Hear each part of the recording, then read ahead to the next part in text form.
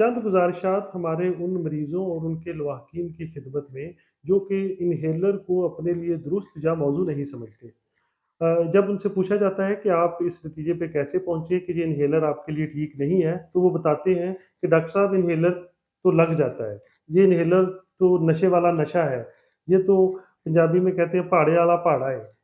अगर इस्तेमाल करेंगे तो बचेंगे, नहीं तो नहीं बचेंगे और जिसने एक दफ़ा इन्हेलर इस्तेमाल करना शुरू कर दिया, वो तो फिर सारी ज़िंदगी इन्हेलर लेता ही रहता है। अगर कुछ लोग कहते हैं कि हमारे खानदान में तो किसी को दमा ही नहीं है, तो डॉक्टर साहब मुझे इन्हेलर नहीं चाहिए। वो के डॉक्टर ने तशख़ीस पहले दुरुस्त करके और फिर ही इन्हेलर की तरफ गया होता है, लेकिन फिर भी पेशेंट ये समझता है कि चूँकि हमारी फ़ैमिली में किसी को कभी कोई साँस का मसला नहीं रहा, तो मुझे इन्हेलर नहीं चाहिए।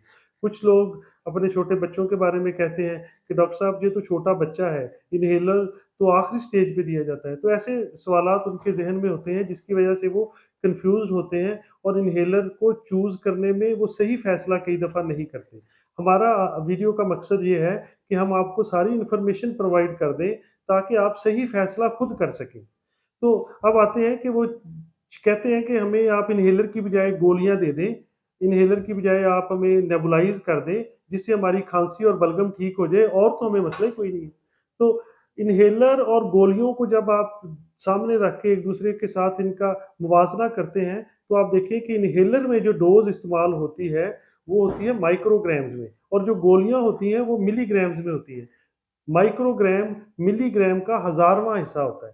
तो इन्हेलर में जो दवाई आपको दी जाती है वो हज़ारों गुना कम होती है गोलियों की निस्बत। उसकी वजह ये है कि चूँकि आपकी जो बीमारी है अस्थमा या सीओपीडी तो ये साँस की नन्ही-मुन्नी नालियाँ वो टाइनी ब्रोंकियोल्स की बीमारी है।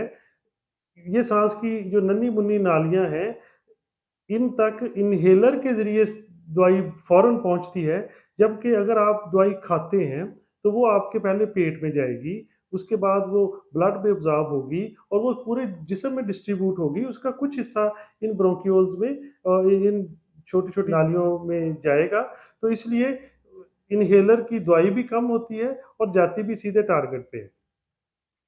दूसरा ये है कि इन्हेलर अगर आप अपने साथ रखना चाहें, तो इसको कैरी करना आसान है, ये छोटा है। और इसके अलावा अगर आप नेबुलाइज़र का सोचें, तो नेबुलाइज़र चूँकि बिजली पे चलता है, उसके लिए अगर लोड शेडिंग है, तो वो चल नहीं पाएगा और हमारे यहाँ आपको पता है कि लोड शेडिंग होती है।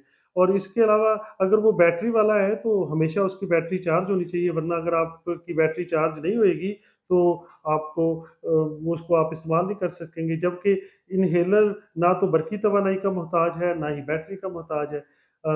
तो ये सारी चीज़ें हैं जो इन्हेलर को बेहतर रखती हैं। एक इन्हेलर में कॉम्बिनेशन थेरेपी दी जाती है। आम तौर पे जो इन्हेलर्स होते हैं उनमें आप 2 दवाइयाँ एक वो दवाई जिसको हम इन्हेल्ड कॉर्टिकोस्टेरॉइड कहते हैं जो साँस की नालियों के अंदर होने वाली सोज़श को कम करती है और दूसरी वो दवाई जिसको हम ब्रोंकोडायलेटर कहते हैं जो साँस की छोटी नालियाँ जो सिकुड़ी हुई होती हैं उनको खोलने में मदद देती है। इनको कॉम्बिनेशन फ़ॉर्म में इन्हेलर में दिया जा सकता है। अब तो ट्रिपल कॉम्बिनेशन वाले इन्हेलर्स आ गए हैं, जिनको सिंगल इन्हेलर ट्रिपल थेरेपी या एसआईटीटी कहते हैं। उनमें तो एक इन्हेलर में 3 दवाइयाँ दी गई हैं। बल्कि अब तो उनका ड्यूरेशन ऑफ एक्शन यानी कि वो एक दफ़ा आप इन्हेलर इस्तेमाल करें तो 24 घंटे आपको दोबारा इन्हेलर इस्तेमाल करने की ज़रूरत ही नहीं रहती। इसी तरह से अगर आप देखें कि वो जो लोग परेशान होते हैं कि इन्हेलर जो है वो हमें लग जाएगा, तो ऐसा कुछ नहीं है। आपको ये सोचना चाहिए कि आप ये दुआ करें कि आपको बीमारी ना लगे।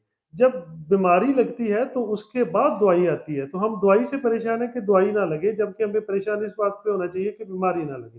तो अगर बीमारी ना लगे, तो फिर आपको ज़रूरत नहीं पड़ती। और वो लोग जो कि सीज़नल अस्थमा जिनको होता है, उनको तो इन्हेलर कभी-कभार उस सीज़न में लेने पड़ते हैं। उनको हमेशा के लिए लेने नहीं पड़ते।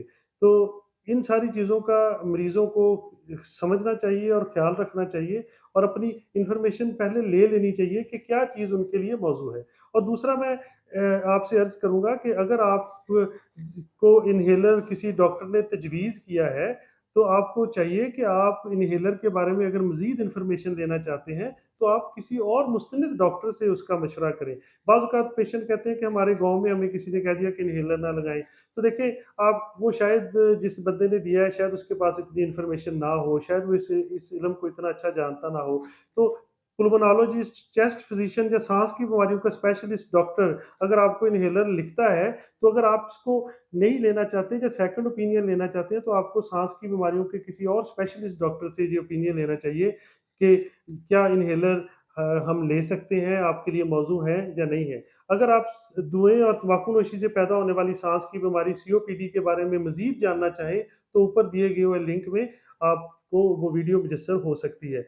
इसी तरह अगर आपके ज़हन में कुछ क्वेश्चंस हों, कुछ सवालात हों, तो आप उन सवालात को हम नीचे कमेंट्स में लिख सकते हैं और हम कोशिश करेंगे कि हम उनमें उनका जवाब दें। और कुछ आपके ऐसे कमेंट्स होते हैं जिसका हम जवाब नहीं दे पाते, इसका हमने एक वीडियो में अहाता किया है कि कौन से सवालात हैं जिनका हम किन रीज़न्स की वजह से जवाब नहीं दे पाते, और वो हमारी एक वीडियो जिसका मैं लिंक शेयर कर देता हूँ उसमें मौजूद है। Thank you.